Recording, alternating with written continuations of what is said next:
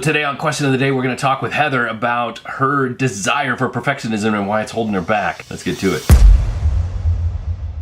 What's up, gang? Welcome back. I just wanted to say, for those of you who may not have gotten the memo before, basically what I'm doing here is I'm separating Question of the Day from the main podcast on video form only so that you guys can have a little tiny little snippet, a tiny little tidbit of meat to chew on. And so yeah, here we go. Heather's question about perfectionism and what I think about that.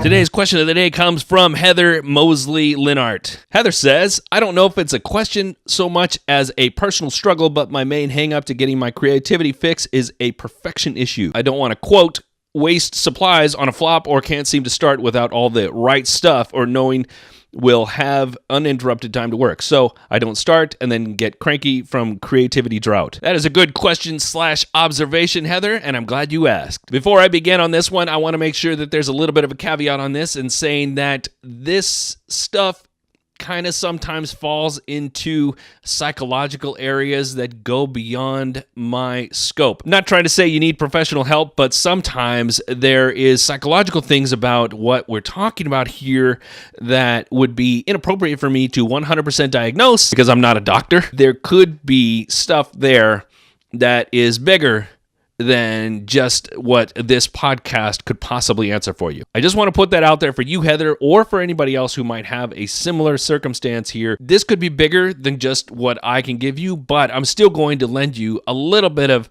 insight into how I've dealt with this exact same issue. What I have here in my hands right now are 3 pictures that I recently painted called Memento Mori 1, Memento Mori 2, Memento Mori 3. The title is unimportant to what we're talking about. Those particular paintings didn't look like that a week ago. In fact, they looked completely different, not just in the sense that they were on a blank canvas and I painted them. They were completely different paintings altogether, and I repainted over them. And I talked about this recently on Instagram where I posted a stack of them and I said, these are all getting a makeover. And somebody asked a general question about why are they getting a makeover. I told them, well, they've just been about a year and I haven't really gotten much of a hit on these particular ones. And she was surprised to find out that it's only been a year and I'm already changing it up. The reason I'm okay with that is because I did it as an experiment. Of course, I would love to have sold them, but I didn't sell them. And so I just let that go for a little while until I was ready to say, okay, they didn't work, so I'm going to go back to the drawing board. I went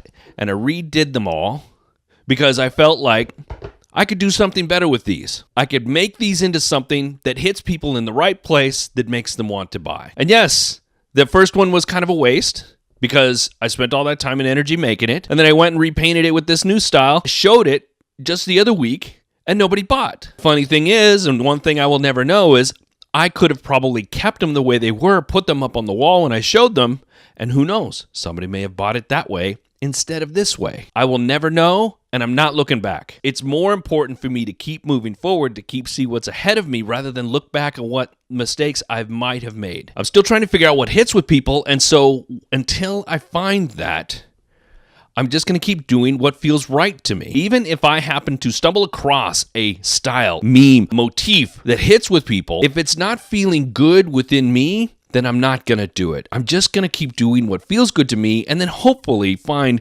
that crossroads of what feels good to me and what's good for the people. And the only way I can figure that out is to keep going. Keep trying new things, keep painting new things, keep putting paint on things, not worrying about wasting material. Sure, it's money out of my pocket every time I do, but at some point, I'm going to get a return. If I'm worried about the paint I'm wasting today, I'm thinking again about a short-term gain, not a long-term gain. I'm not painting this giant piece back here for a short-term gain. Number one, it's going up on my wall. Yes, you'll probably be able to buy it. No, you probably will not be able to afford it because it's going to be damn expensive if I do sell it. But think about how many times I've made reference to it. Think about how many times you've seen it in the back of my videos. Think about how many times you're going to continue to see it or how it's going to affect my business over the long term. This has become a figure for me. Even though I haven't made a single penny on it, it's going to reap rewards for me in the future. That's how I have to look at everything I do. Keep making stuff that I like to do. Keep working from the heart. And then at some point,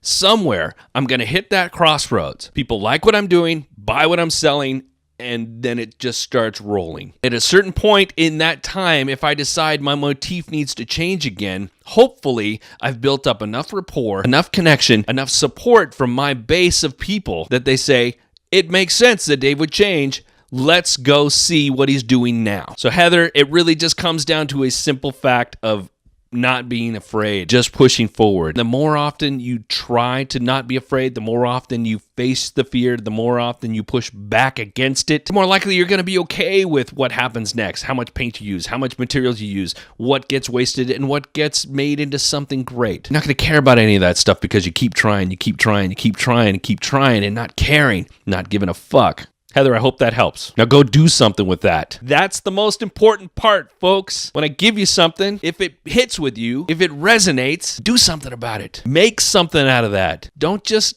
lie idly thinking, that's something I'm going to process for later. Go take action right now. Because if you wait, you may lose it. And if you lose it, there goes opportunity. That opportunity goes, you don't know when the next one's coming. Take it now.